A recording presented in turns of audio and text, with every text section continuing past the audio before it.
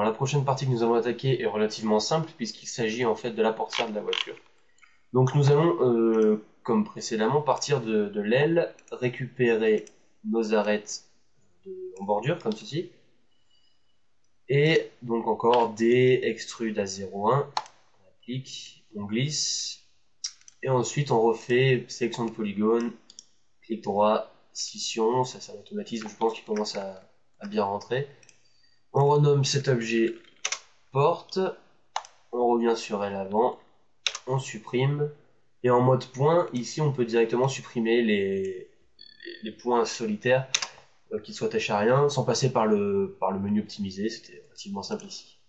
Donc on revient sur porte, et on va directement placer nos points ici, sur la ligne du bord arrière de la porte. Et pour ces points-là, ce qu'on va faire, on va essayer de garder une courbe un petit peu sympa. On en avait déjà une de l'autre côté, donc en se mettant en mise à l'échelle ici, en utilisant l'axe X, on peut arriver à donner à peu près la même courbe. On voit que ça marche plutôt pas mal. Donc il y a un petit peu de retouche à faire, donc on va déjà le faire en haut pour améliorer la courbe. Donc c'est une base évidemment, après vous pouvez venir sélectionner vos points et les replacer. Si c'est pour faire une petite base tranquillement, hop, on place ceci ici. Celui-là on va le monter un petit peu pour correspondre à l'autre côté. Et maintenant on va placer nos points un petit peu plus en détail de ce côté-là, à hauteur. On voit qu'il y a encore un petit décalage entre les plans, rien de bien méchant. Voilà, on devrait être plutôt bien là.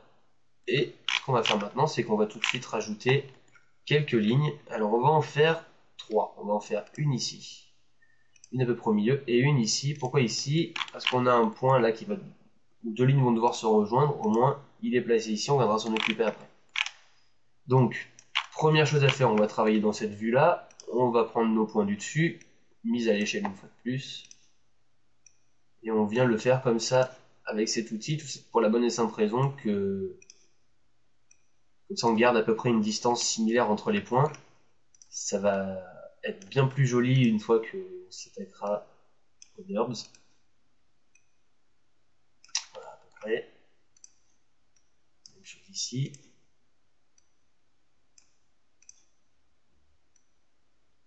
Donc comme vous l'avez vu ici on a un petit rebord, mais on s'en occupera plus tard. Pour l'instant on va laisser la porte telle quelle, c'est pas trop grave. On va venir replacer un petit peu nos courbes. Alors quelque chose qui se tient à peu près. En bas, on a des points à replacer. On va mettre un petit peu plus d'aplomb. Maintenant, on peut travailler au-dessus, puisque au-dessus, une fois de plus, il va falloir passer par la mise à l'échelle et le déplacement. Voilà. Ensuite, ici.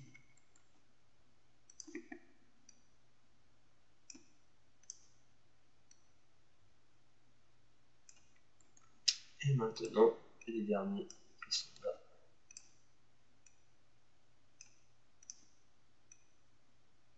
Voilà. On a à peu près une forme de porte qui se tient.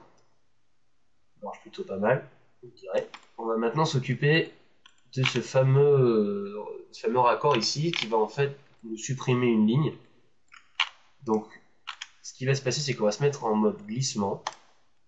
En appuyant sur CTRL comme on l'a vu, hop, on vient coller le point ici pour n'en faire plus qu'un et on va redéplacer pour à peu près être au milieu. Et ici, maintenant, on va coller cette ligne pour pas se retrouver avec une ligne qui apparaît un peu subitement.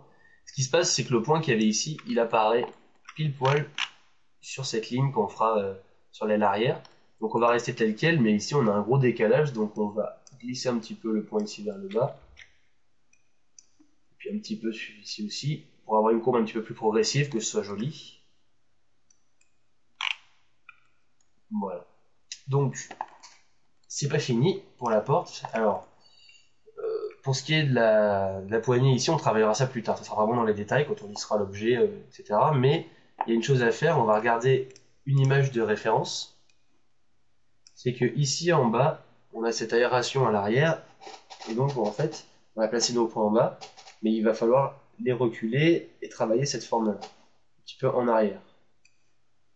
Donc, ce qui va se passer, c'est que on va rajouter une ligne avec K pour se mettre en couteau, avec en boucle. On la rajoute à peu près ici, et on voit bien que de l'autre côté, on l'a pas. Donc on va la rajouter parce que si ensuite on lisse l'objet, eh bien on aura un point supplémentaire ici, ce qui ferait que la courbe sera modifiée. Donc il faut toujours avoir le même nombre de points et à peu près au même endroit pour que ça marche. Ensuite, ce qu'on va faire avec notre porte, parce qu'on n'a pas de... Là, on voit à peu près de côté ce qui se passe, et on n'a pas réellement... La vue du dessus, on ne voit pas jusqu'où ça se renfonce, donc on va devoir y aller un petit peu au jugé.